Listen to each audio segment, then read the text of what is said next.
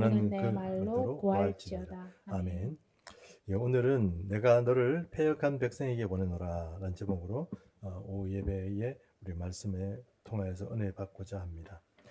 오늘 우리가 얘기하려고 하는 그 주제는 어, 에스겔의 사명입니다. 에스겔의 사명에 대해서 지난 시간에도 잠깐 다루었습니다만, 에스겔은 파수꾼으로 보냈다고 그랬잖아요. 선지자이지만 선지자이고 제사장임에도 불구하고 영적으로 파수꾼으로 보냅니다. 영적으로 파수꾼이라는 것은 영적으로 깨어 있으면서 영적으로 어떤 문제가 생기거나 변화가 생기면 그것을 이스라엘 백성들에게 빨리 통보해주고 빨리 이렇게 알려주는 역할을 하는 것이 바로 파수꾼의 역할이죠. 우리도 군에 이제 우리 아이들도 이렇게 군에 가서 우리 박윤석 공군 이등병이 지금 와 있지만, 이 그러니까 요즘 좀 불침번이라는 그런 게 잘 없다고 하더라고요. 근데 옛날에는 모르겠습니다. 요즘은 잘 모르겠습니다. 근데 옛날에는 무조건 각 소대가 보통 옛날에는 20 몇 명 이렇게 한 30명 가까이 이렇게 거기 살았거든요. 한 내무반에 살았어요. 요즘은 보통 보면 뭐 4인실도 있고 막 이렇다더라고요. 6인실, 뭐 10인실, 뭐 이런 식으로 있다고 그러는데 세상 많이 좋아진 것 같아요. 그게 군대냐? 뭐 이렇게 얘기하는, 옛날 고생했던 사람들은 그런 얘기도 하거든요. 근데 지금도 나름 마음은 힘듭니다. 여러분, 뭐 그게 군대냐 이렇게 얘기하면 실례입니다. 힘들고 어려운 시기를 보내고 있는데, 예, 그것도 뭐하나 뭐 이렇게 얘기를 하면 안 되는 거죠. 어쨌든 어, 남들이 다 잘 자고 있을 때 그 공동체를 지키기 위해서 껴있는 불침번 같은 사람들, 파수꾼이죠. 파수꾼이 이제 지금 이스라엘 백성들의 파수꾼으로서 하나님께서 선지자 에스겔을 세우는 겁니다. 그 지난주에 우리가 뭐 파수꾼이라고 그렇게 하나님께서 사명을 부여하는 것을 1장에 이렇게 우리가 한번 읽어봤지 않습니까? 그것처럼 이제 이 파수꾼으로 세움 받게 되는데, 이 파수꾼이자 선지자로서 이 세우는 이 에스겔을 하나님께서 사명을 주시잖아요. 사명을 주시는데, 이 사명을 주시면 우리는 생각에 그저 막 딱 되는 줄 알아요. 그렇잖아요. 뭐 이런 얘기하면 표현이 어떨지 모르겠습니다만, 목사가 그저 될 것 같잖아요. 가족들도 잘 몰라요. 목사가 그저 이렇게 얼마나 하나님께서 그 마음을 깎고 고통을 주는지를 잘 몰라요. 뭐 그거는 뭐 그렇게 뭐 세상 살아가는데 뭐 그 안 어려운 직업이 있냐 이렇게 말할지 모르지만, 목사는 하나님께서 그 마음을 괴롭혀요.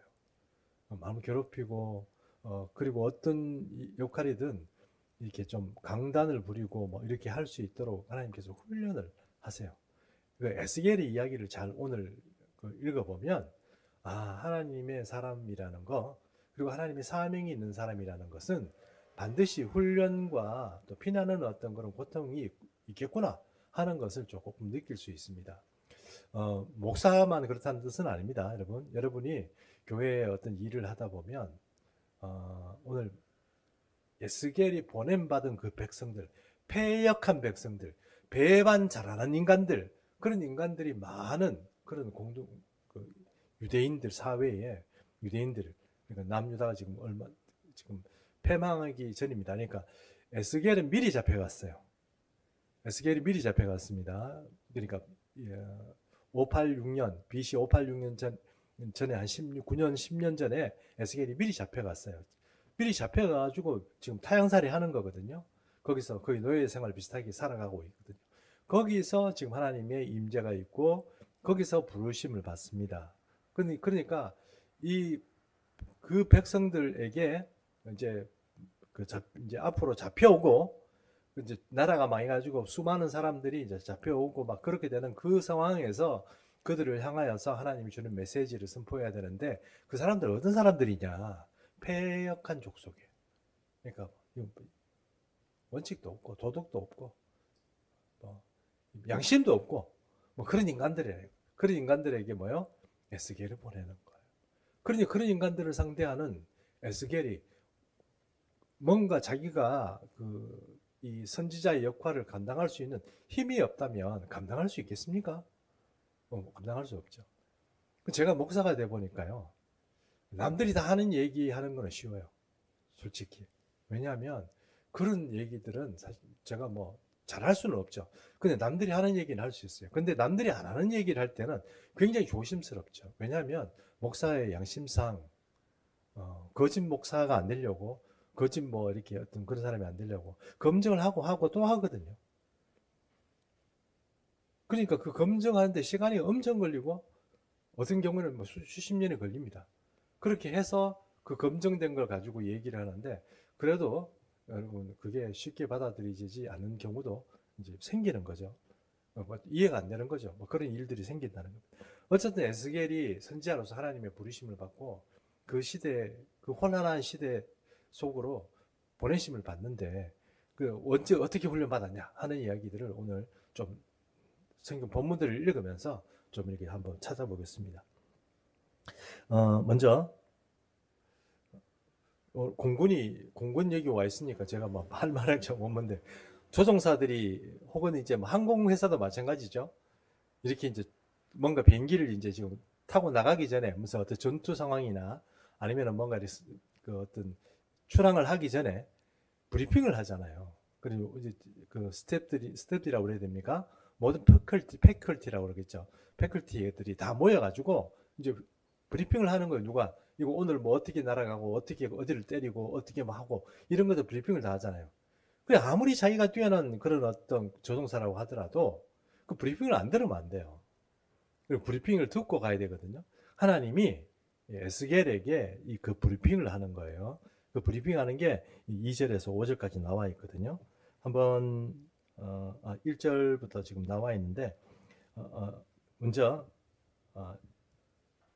1절에서 2절 한번 읽어보겠습니다. 그가 내게 이르시되 인자야 내 발로 일어서라 내가 네게 말하느니라 하시며 그가 내게 말씀하실 때에 그 영이 내게 임하사 나를 일으켜 내 발로 세우시기로 내가 그 말씀하시는 자의 소리를 들으니.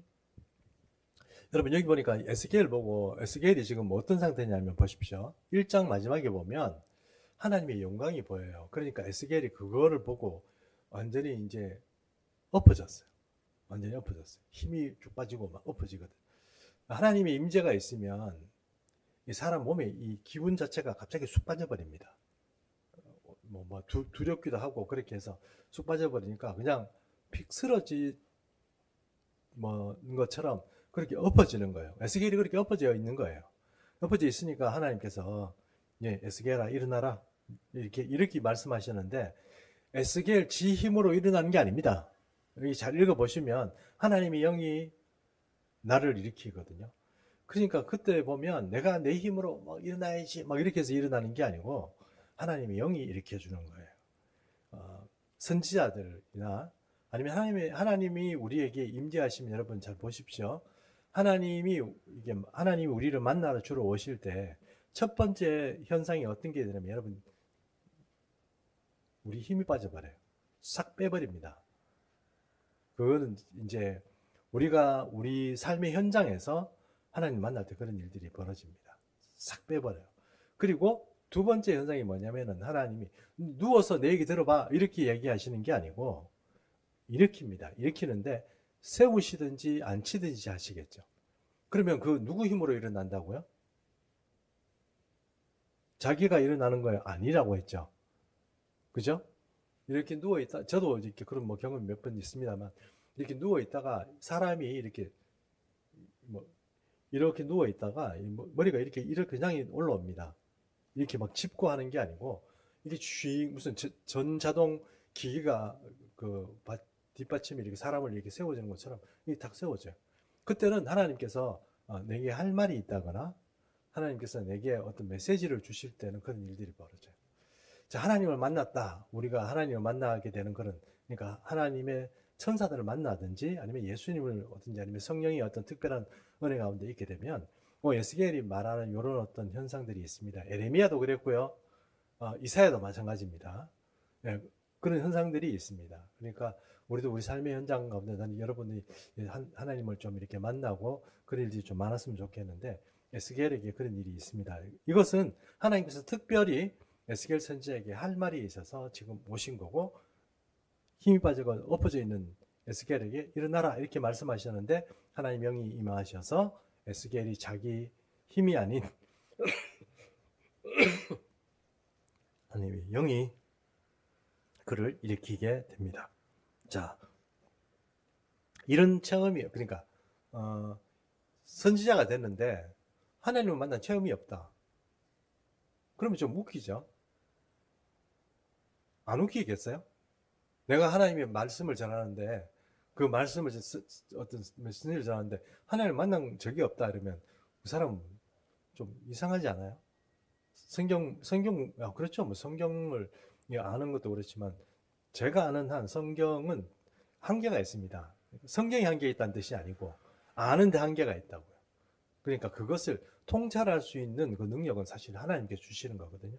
근데 어쨌든 그런 것들, 이런 어떤 선지자고 어떤 역할들을 감당할 수 있기 위해서는 하나님이 반드시 우리를 만나러 오십니다. 만나러 오시고 반드시 어떤 메시지를 주세요. 그리고 우리에게 명확하게 어떤 일에 대해서 브리핑을 하게 되어 있습니다. 그 에스겔에 대한 일들이 바로 그런 거거든요. 지금 그렇게 해서 하나님께서 에스겔이 자기가 부인하지 못하도록 그런 어떤 불가항력적인 어떤 상황들을 만들어서 이렇게 오셔가지고 일으키시고 메시지를 주는 겁니다. 자, 두 번째, 그게 첫 번째고 두 번째는 이게 이제 에스겔이 이게 참 어려운데 패역한 백성에게로 보내는 거예요. 패역한 백성으로. 에스겔을 보내는 장소가 좀 이렇게 편하고 뭐 그냥 네 가서 메시지 전해라 이게 아닙니다. 말을 주고도 안 듣고 뭐 뺀질뺀질하는 건 다행인데 뺀질뺀질한 정도가 아니고 적대적이고 에스겔에 대해서 뭔가 공격적인 어떤 그런 패턴들이 나타나는 그 사역의 현장으로 하나님께서 에스겔을 보내는 겁니다. 겔로서서 2장 에스겔서 2장 3절에서 4절 좀 읽으십시오. 내게 이르시되 인자야 내가 너를 이스라엘 자손 곧 패역한 백성 나를 배반하는 자에게 보내노라. 그들과 그 조상들이 내게 범죄하여 오늘까지 이르렀나니 이 자손의 얼굴이 뻔뻔하고 마음이 굳은 자니라. 내가 너를 그들에게 보내노니 너는 그들에게 이르기를 주 여호와의 말씀이 이러하시다 하라. 자, 에스겔에게 보내는데요. 하나님께서 어제 잠깐만 이런 일이 있었답니다. 우리 딸이 이거 우리 예언이 있으면 얘기하면 좀 어떨지 모르겠습니다만 우리가 없으니까 말씀드리면 우리 딸이 택시를 탔는데 택시 기사가 제 나이쯤 되는 사람이래요. 근데 이제 이 사람이 막 택시를 운전하고 가다가 그래 아버지 뭐 하시노 이렇게 물어봤대요. 그래 우리 아버지 목사다 이렇게 얘기해요. 그러니까 이 택시 기사가 대뜸 말하보니 뭐 사기꾼이네 이랬대요. 그럼 딸이 얼마나 기분이 나쁘겠습니까? 그렇잖아요. 내가 생각해도 그 사람은 뭔가 좀 말하는 게 뭔지는 모르지만 어쨌든 그 사람이 뭔가 좀 양식도 없고 좀 그런 사람이죠. 막 떼먹은 사람이다. 저는 이렇게 표현할 수. 제가 사건이라 얘기 들어서 기분 나쁘다 이런 뜻이 아니고 그렇게 누구에게 대놓고 얘기하는 거는 사실 그 사람은 뭔가 좀 덜 된 사람입니다. 그런 사람이 얘기하면서 얘기할 필요는 없겠지만 그런 사람들이 넘치는 사회라는 거. 하나님을 인정하지 않고 하나님을 적대적으로 얘기하는 유대인들이 지금 그 지경에 왔던 거예요. 그러니까 지금 패망할 수밖에 없는 거죠. 하나님께서 얘들을 그대로 둬가지고는 하나님 나라 그 회복이라는 것 자체가 안 되는 거예요. 그냥 보전하고 그래 이렇게 투닥거리고 두들기고 우리가 그냥 깊이 지금 암 덩어리가 자라는데 암을 치료하기 위해서 그냥 연고 좀 바르고 그 마이신 좀 먹고 이렇게 해서 치료가 됩니까? 안 되잖아요. 수술대 올리고 잘라내고 또 그다음 방사선 쏘고 이렇게 독한 처방을 해야 되잖아요. 근데 그렇게 해야 되는데 이게 지금 그런 독한 병에 걸려 있는 그 이스라엘 백성들에게 보내는 거야. 하나님의 백성인데 얘들이 성전에서 바알 신상, 아세라 신상 세워놓고 거기다가 절하고 제사 그냥 눈 먼 거, 다리 저는 거 이런 거 그냥 갖다 제사 지내고 그냥 없는 거 제사도 문제고 그래 하나님이 얼마나 화가 나시는 그런 하나님 배신하게 되잖아요. 그런 백성들에게 에스겔이 보낸다 하는 것입니다. 그러니까 근데 에스겔 입장에서 보면 어떻습니까? 좀 편한 사역 자리 가면 좋은데 이래 고생하고 이래 눈물 나는 이런 어떤 인간들 만나가지고 정말 배신, 하나님 배신은 둘째치고는 나도 배신당하고 나도 상처 입고 꼭 그렇게 해야 되냐? 뭐 그런 생각이 안 들었겠나 싶습니다. 근데 어떻게 하겠어요? 그 선지자의 사명인 거죠. 어쩔 수 없는 것입니다. 자, 세 번째. 그들에게 선지자가 있음을 알게 하는 게 목표입니다. 그들이 그 선지자의 말을 듣고 돌이키는 건 사실은 힘들어요. 근데 물론 소수라도 돌이키는 건 진짜 감사한 일이죠. 우리가 전도하고 예수의 복음을 전하는데 그 듣고 막 돌아오고 이러면 정말 좋죠. 그러나 하나님이 이 믿지 않는 백성들을 향하여서 하나님이 하고 싶은 말은 그래도 내가 너희들한테 분명히 말했다 하는 것을 우리가 하나님의 종으로서 우리가 보여줘야 된다는 것입니다. 에스겔서 2장 5절 좀 읽어주세요. 그들은 패역한 족속이라 그들이 듣든지 아니 듣든지 그들 가운데에 선지자가 있음을 알지니라. 인자야 너는 비록 가시와 찔레와 함께 있으며 아니요, 예, 거기까지요. 5절까지만. 예. 결론적으로 얘기하면은 너는 가서 듣든지 안 듣든지 어떻게 해요? 전해라. 또 결과가 있든지 없든지 어떻게 해요? 전해라는 거예요. 우리는 상처 입고 아이고 막 이래가지고 뭘 해야 되나 계속 뭐 이런 생각도 들고 정말 멱살 잡고 싶다 뭐 이런 생각도 들고 이렇게 해도 어떻게 해요? 해야 되는 거예요. 그게 이제 선지자의 사명이라는 겁니다. 자, 그렇게 선지자의 사명이 이제 에스겔에게 주어졌습니다. 엎어져 있는 에스겔을 성령의 은혜로 갑자기 이렇게 뭐 진짜 이렇게 딱 일으키고 하나님께서 내가 일로 보내려고 그런다. 근데 사람들이 듣든지 안 듣든지 이 얘기는 잘 들을 겁니까? 안 들을 겁니까? 잘 안 들을 거야. 그런데 그럼에도 불구하고 너는 뭐예요? 선포해라. 왜 그렇습니까? 너는 선지자이기 때문에 그렇다. 선지자의 사명은 뭐예요? 하나님 말을 전하는 거예요. 그게 결과가 있든 없든 그런 걸 얘기하는 게 아닙니다.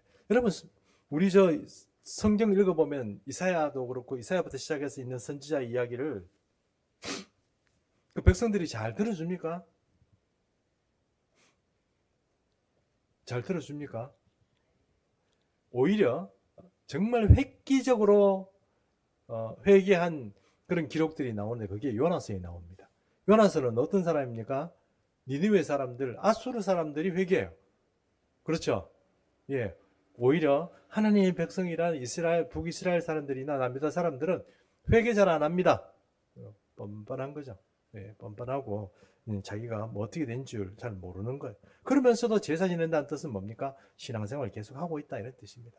근데 잘못된 신앙을 계속 유지하고 그렇게 살아간다는 것입니다.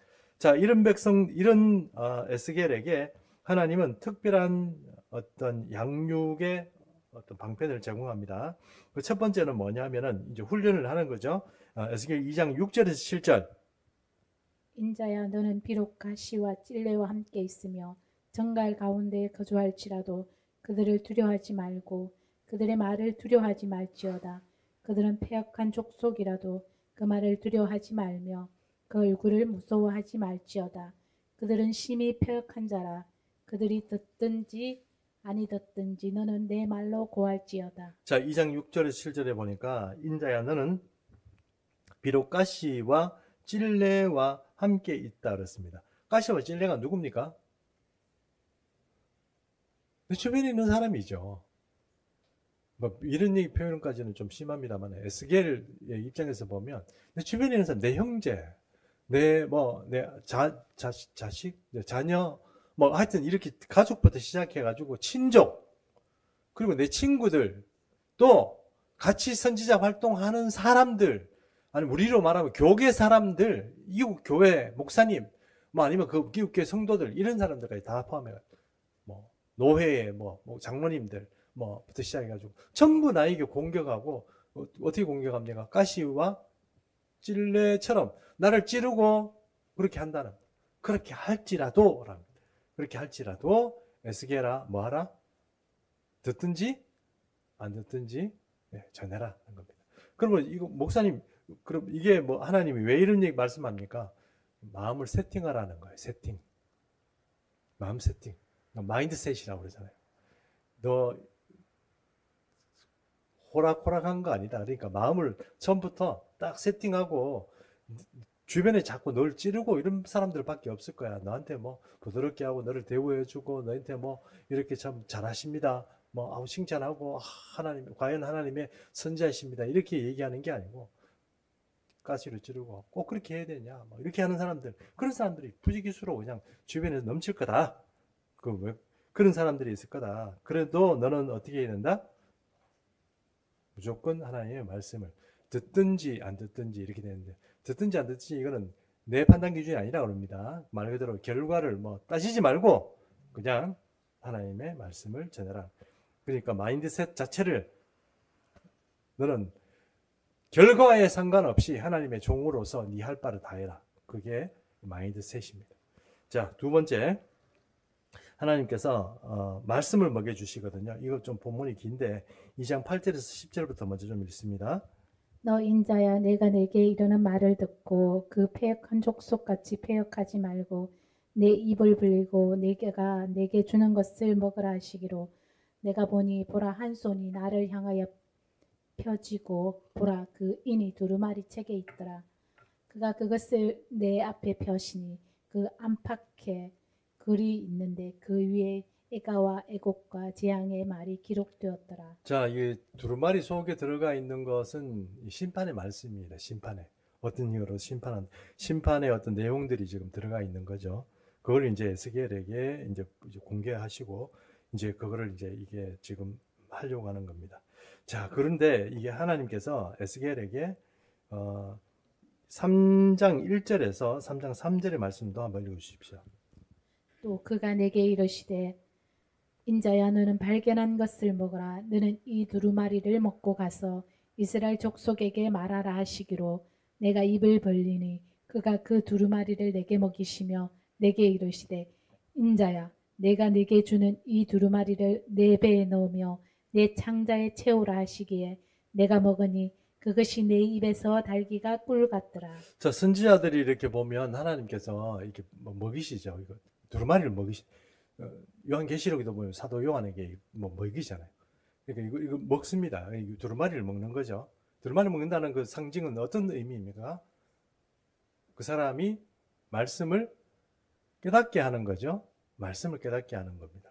말씀을 깨닫게 하는데 에스겔서가 좀 어렵다고 그랬습니다. 왜 어렵다고 그랬습니까?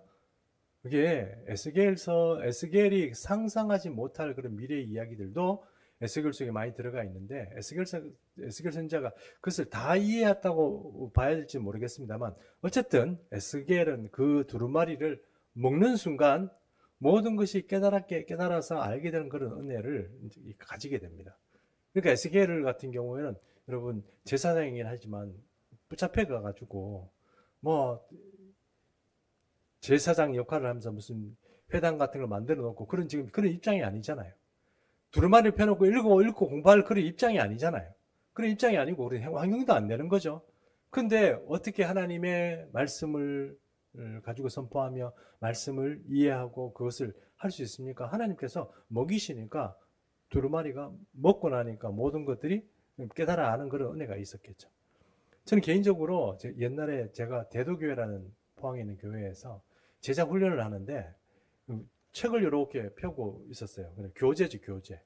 그런데 교재에 나오는 성경 말씀이 있잖아요. 그게 테이프, 이제 투명 테이프 있잖아요. 투명 테이프. 거기에 이제 투명 테이프에 이렇게 글자가 많이 적혀 있다고 생각을 이렇게 해보십시오.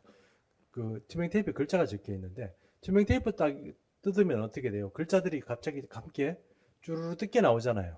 그것처럼 글자들이 공중에 쭈르르 막 뜨더니 막 분해가 돼요. 그러니까 뭐 한자 이러면은 히읗하고 모음 아하고 니은 자음하고 이렇게 막 분리가 돼. 이렇게 쫙 분리더니 갑자기 이것들이 막 빨간색, 노란색 이렇게 흰색 색깔을 왜 이렇게 얘기를 하냐면 이 온도가 높아질수록 색깔이 좀 달라지잖아요. 색깔이 좀 이렇게 많이 온도가 높아지면 철 같은 거 색깔이 달라지는 거 아시죠? 그것처럼 갑자기 이것들이 뭐 공중에서 막 색깔이 처음에 뜰 때는 그냥 까만 글자였는데 그런 것들이 뜨더니 막 빨개지더니 막 노래지더니 막 하얘지더니 막 이렇게 바뀌어지면서 그게 손살같이 제 가슴에 팍 들어오는 거예요.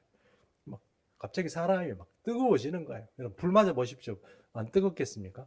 막 갑자기 막 몸이 막 뜨거워지고 막 정신을 못 차리겠더라고요.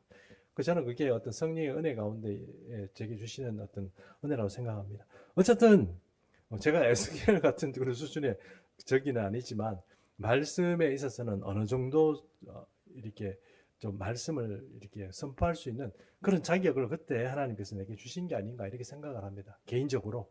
그게 뭐 그렇다고 내가 모든 말씀을 다 안다 이런 뜻의 어떤 뜻으로 말씀드리는 게 아니고 그래서 여러분에게 드리는 말씀의 메시지 중에 많은 부분들이 조금 좀 미래적인 어떤 그런 이안들을 말씀을 하더라도 그게 여러분 조금 고려를 하시고 좀 들어주셨으면 좋겠습니다. 왜 그러냐면 옛날에 한 10년 전 제가 충성교회에서 돌아가서 막 이렇게 사역을 할 때 그때부터 제가 성경 공부를 가르쳤습니다. 그때 하나님께서 이렇게 주시는 그런 메시지들이 있고 앞으로 중동의 세계가 시대가 오고 뭐 이런 얘기 막 했습니다. 그다음에 아랍의 봄이 그때 2011년부터 아랍의 봄이 막 닥쳤거든요. 그리고 이제 아랍 세계 자체가 미국의 자유주의를 따라가지 않고 조금 뭔가 보수적으로 돌아갈 거다. 뭐 그런 얘기도 하고 막 그렇게 했는데 결국은 그런 얘기대로 조금 많이 됐어요. 많이 됐고 지금 어떤 메시지를 받고 이러지는 않지만 그럼에도 불구하고 누구의 얘기를 딱 들으면 조금 빨리 알아듣습니다. 그러니까 좀 감각적으로 알아듣는 그런 일들이 생기는 거죠. 그리고 영적으로 그런 감각들이 생깁니다. 말씀을 딱 듣고 누가 어떤 얘기를 하는 걸 보면 이제 빨리빨리 판단하는 판별력이나 분별력 같은 것들이 생긴다는 겁니다. 어쨌든 하나님께서 하나님의 종을 세울 때 말씀으로 훈련을 안 하면 안 됩니다. 그러니까 에스겔 같은 경우에는 말씀을 그냥 냅다 먹이는 거죠. 그러니까 두루마리 자체를 요한 먹여버리는 거죠. 그러면 그 사람이 그냥 뭐 공부하고 이런 게 아니고 순간적으로 알게 되는 그런 은혜들이 있습니다. 그리고 저도 아까 말씀드린 그런 체험 이후에 하나님께 정말 궁금한 일들을 질문을 하면 말씀을 깨닫게 해주는 그런 은혜가 있어요. 그러니까 이게 이거다 이렇게 저한테 이렇게 뭐 응답을 해요. 다양한 형태로 이렇게 확신을 주고 그렇게 하는 게 있더라고요. 어쨌든 하나님의 종이 그런 말씀에 관련해서 뭐 말씀이 전혀 없는 사람이 뭘 얘기하겠어요? 그거 뭐 지 얘기예요? 뭐 아니면 다른 데서 듣고 하는 얘기예요? 그런 문제가 생기잖아요. 그러면 이게 뭔가 내가 붙잡고 뭔가 이렇게 얘기할 수 있는 그런 힘들이 약해지지 않겠습니까? 특별히 사람들이 다 듣고 앉아 있는 뭐 교회 상황이 이러면 괜찮죠.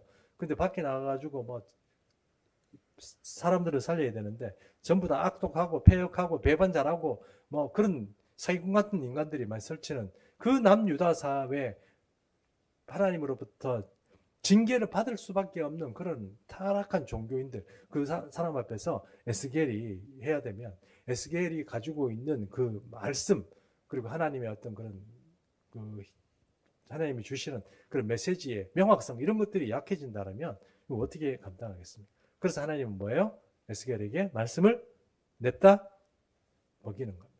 말씀을 두루마리째 막 먹게 되는 은혜가 여러분에게 있기를 바랍니다.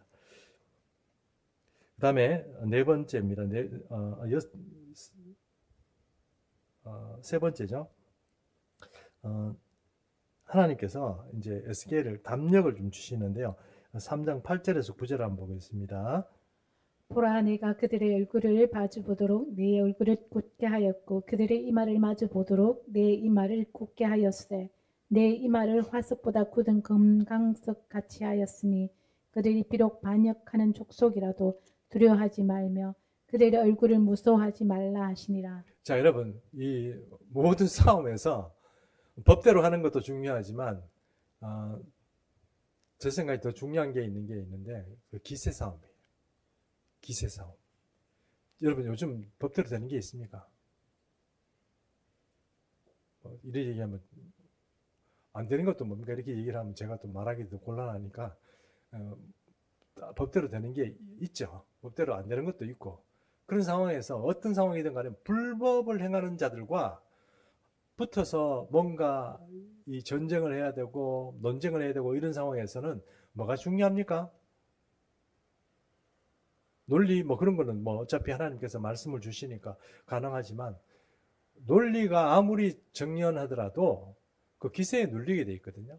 근데 하나님께서 에스겔에게 뭘 줍니까? 뻔뻔함을 주는 거죠. 안면이 철판 까는 거예요. 그래가지고 뭐 어지간한 소리를 해도 이 나짝이 어떻게 해요? 니는 떠들어라. 나는 아무렇지도 않다. 이러는 그런 얼굴을 주신단 말이에요. 그럼 첫 번째 그런 담대한 마음도 첫 번째 하나님께서 그 마음 세팅을 주시고 그 다음에 사람들을 상대해가지고 상대적으로 사람이 뭐 이상한 소리 듣고 막 이러면은 사람이 막 마음이 상하고 몸에 변화가 나타나잖아요. 근데 에스겔은 어떻게 해요? 전혀 상관없이 그들과 그 뻔뻔한 얼굴들을 대하면서도 전혀 기죽지 아니하고 대적할 수 있는 그런 담대한 그런 마음들과 또 담대한 어떤 그런 감정이 막 격해가지고 사람들을 우락불락하는 그런 거 없는 거죠. 그러니까 에스겔에게 그런 걸 줍니다. 하나님께서 여러분 저도 있잖아요. 왜 이렇게 사역 현장에서 있다 보면 화가 진짜 내가 감당하지 못할 만큼 날 때가 있습니다. 그럴 때가 있어요. 뭐 그때 제가 하는 하나의 경험은 어떤 거냐면 어떤 분이 저한테 되게 뭐라고 했어요. 근데 제가 생각해 너무 억울했어요. 그럼 막 그걸 이제 계속 이제 좀 이렇게 견디다 돼가지고 한 달 정도 이제 견디다가 도저히 감당이 안 되는 거예요. 그래서 이제 그 교회 본당에 이렇게 앉아가지고 가만히 있었어요. 기도도 안 되더라고. 하도 분이 차가지고 계속 있었는데 조금 있으니까 한 1시간 정도 있었어요. 그냥 있었는데 1시간 있으니까 갑자기 여러분 이게 뭐 어떻게 될지 모르겠어요. 사람이 하늘에서 힘이 내려와요. 빡 하고 그냥 사람을 탁 붙잡는데 갑자기 허리에 힘이 탁 생기고 자신감이 완전히 막 폭발하는 거예요. 와 이거 무슨 뭐 이거 왜 이러지 난 잘 모르겠지만 막 아까 나하고 막 이렇게 적듯이 하고 막 손가락이 했던 그분하고도 같이 앉아가지고 밥 먹으면서 내 얘기 다 하고 내 할 얘기 다 하고 막 그렇게 하는 거예요. 저 그래서 그때 조금 깨달았어요. 하나님의 사람이 기죽고 좀 이렇게 한다고 해서 뭐 왜 그러냐 뭐 비난한다고 그렇게 해가지고 막 사람이 내가 뭐 잘못됐는갑다 내가 못된갑다 막 이렇게 해가지고 뭐 기죽지 말고 뻔뻔하게 버틸 수 있는 그런 은혜들을 선지자에게 준다는 거예요. 그게 없으면요 어떻게 또 악하고 독하고 남을 잘 감정적으로 쓰이는 이 악한 마귀들 같은 그런 사람들하고 상대해서 싸울 수 있겠습니까? 하나님 그런 마음을 주신다. 선지자에게. 자, 그 다음에 담력을 주신다. 그 다음 마지막 7번째요. 사명을 명확하게 합니다. 이게 좀 무섭습니다. 근데 이런 힘들을 실어주고 하나님께서 주심에도 불구하고 우리가 함부로 목사님 하나님 저를 보내주셔서 이렇게 얘기하면 안 돼요. 이거 여러분 굉장히 위험합니다. 왜냐하면 한번 읽어보시기 바랍니다. 에스겔 3장 17절에서 조금 깁니다. 21절 좀 읽어주십시오. 인자야 내가 너를 이스라엘 족속의 파수꾼으로 세웠으니 너는 내 입의 말을 듣고 나를 대신하여 그들을 깨우치라. 가령 내가 악인에게 말하기를 너는 꼭 죽으리라 할 때 내가 깨우치지 아니하거나 말로 악인에게 일러서 그의 악한 길을 떠나 생명을 구원하게 하지 아니하면 그 악인은 그의 죄악 중에서 죽으려니와 내가 그의 핏값을 내 손에서 찾을 것이고. 잠깐요. 예. 찾을 것이고 내가 악인을 깨우치되 그가 그의 악한 마음과 악한 행위에서 돌이키지 아니하면 그는 그의 죄악 중에서 죽으려니와 너는 내 생명을 보존하리라. 예, 여기 잠깐 읽고 잠깐 스톱하고요. 자, 에스겔이 봤습니다. 하나님께서 너 저 사람한테 가서 너 곧 죽는다. 너 그런 식으로 살면 죽는다. 이렇게 얘기해라고 했습니다. 근데 에스겔은 하기 싫죠. 왜냐하면 저 인간이 들을 인간도 아니고 오히려 나한테 주먹 날릴 사람이거든요. 비난하고 야 네가 뭔데 이렇게 얘기할 거고 막 분명히 언제 하나님이 너보고 그런 얘기 하더냐, 하나님이 그런 얘기 하는 분이냐, 뭐 이런 식으로 달려들면 여러분 에스겔이 얘기하고 싶겠습니까? 예전에도 했겠죠. 그런데 그 사람 보면 에스겔이 입이 이제 다물어지는 거죠. 안 하고 싶죠. 근데 하나님은 어떻게 해요? 그 피값을 어떻게 얘기 안 하면 어떻게 해요? 니한테 찾겠다고. 네가 그 사람의 생명의 피값을 네가 나한테 찾겠다는 거잖아요. 무조건 어떻게 해요? 듣든지 안 듣든지 얘기를 해야 되는 거예요. 너 죽는다 얘기해야 되는 거예요. 그게 에스겔의 사명이에요. 근데 여러분 인생 살다 보면은 아이고 얘기 그만하자. 얘기 이제 안 하고 싶다 하는 일들이 많이 있습니다. 그래 참죠. 참고 얘기 안 하고 막 이러는데 그 피값은 누가 받아요? 선지자 니한테 찾겠다는 하나님께서. 얘기해라. 고치게 해라. 못하면 그 사람이 결국 안 고치고 계속 들었음에도 불구하고 안 고치고 계속하면 그것은 어쩔 수 없는 일이지만 얘기를 아예 안 했다. 그러면 그 빚값은 에스겔이 잡는. 그 20절부터 21절 좀 읽어주십시오. 또 의인이 그의 공의에서 돌이켜 악을 행할 때에는 이미 행한 그의 공의는 기억할 바 아니라 내가 그의 앞에서 그치는 것을 두면 그가 죽을지니 이는 내가 그를 깨우치지 않음이니라. 그는 그의 죄 중에서 죽으려니와 그의 핏값은 내가 내 손에서 찾으리라. 그러나 네가 그 의인을 깨우쳐 범죄하지 아니하게 하므로 그가 범죄하지 아니하면 정령 살리니 이는 깨우침을 받음이며 너도 내 영혼을 보존하리라. 자, 이게 제 생각에는 좀 우리가 생각해야 될 문제라고 생각하는데, 예전에 교회 다니다가 조금 타락해 있거나 교회를 추락해 있는 분들이 있으면 반드시 이 사람들에게 교회에 돌아오라고 아니면 돌아가라고 얘기를 하셔야 합니다. 얘기를 하셔야 됩니다. 왜냐하면 내 주변에 그런 사람이 있는데 가만 놔두면 안 됩니다. 왜 그러냐면 이 주변에 하나님께서 우리에게서 그런 사람을 뒀으면 그 사람들에게 예수 믿게 하려고 우리에게 어떤 그런 은혜를 주시는데 그거 가만 놔두는 거예요. 왜? 얘기하면은 또 괜히 싫어할까봐 얘기를 안 하는데 그렇게 하지 말고 그런 사람들은 이렇게 해야 됩니다. 여기서 의인이란 것은 의로워서 의롭다는 뜻이 아닙니다. 예전에는 예수 믿고 나름 어떤 신앙생활 하던 사람이었는데 그 사람이 지금 악인으로 됐다기보다는 그 사람 하나님이 정하신 사람인데 이 사람이 하나님이 택하신 사람에도 불구하고 지금 타락해가지고 있다. 그 사람 돌이켜야 된다는 거죠. 돌이키라고 얘기를 하면 그것은 했는데 돌이키면 잘 된 거지만 또 안 돌이키면 어떻게 해요? 그 누가 책임지는 거예요? 지가 책임지는 거예요. 근데 내가 얘기를 했는데 근데 얘기를 안 했다. 근데 안 돌이키다 죽었다. 그럼 누가 또 책임져야 돼요? 에스겔이 책임져야 되는 거예요. 예수 믿는 그러므로 우리가 저도 젊은 청년 시절이 있습니다만 주여 나를 보내주소서 막 노래 부르고 막 이랬는데 가만히 생각하니까 그냥 우리가 예수 믿고 복음 전하는 게 어디 소풍 가고 단기 선교 가가지고 뭐 잠깐 봉사하고 그런 거 아니잖아요. 그러므로 우리가 하나님을 제대로 우리 스스로도 알고 또 에스겔이 경험했던 이런 이야기들이 에스겔에만 있었고 에스겔 책에 나온 얘기니까 에스겔이니까 그랬지 이게 아니고 저를 경험해 보니까 이런 경험들을 저도 했다는 거예요. 저 같은 목사도 뭐 저뿐이겠습니까? 저뿐만 아니고 여기 있는 분들 중에도 그런 경험한 분이 계시겠죠. 여러분 하나님을 만나고 또 하나님이 주시는 특별한 은혜 이런 것들을 좀 많이 경험하는 그런 게 있으면 아무래도 여러분 안 만나고 뭐 자꾸 얘기하는 사람보다 확실히 하나님의 음성을 듣고 이렇게 하는 게 더 저는 더 중요하다고 생각합니다. 왜냐하면 쟤네들은 이야기보다 직접 나한테 하는 이야기가 더 중요하기 때문에 그렇습니다. 아담과 하와 이야기 하지 않습니까? 아담은 하나님으로부터 저거 먹지 마 이렇게 얘기를 직접 들었고 하와는 아담을 통해서 들었잖아요. 그러니까 직접 듣는 것과 전해 듣는 것은 좀 틀립니다.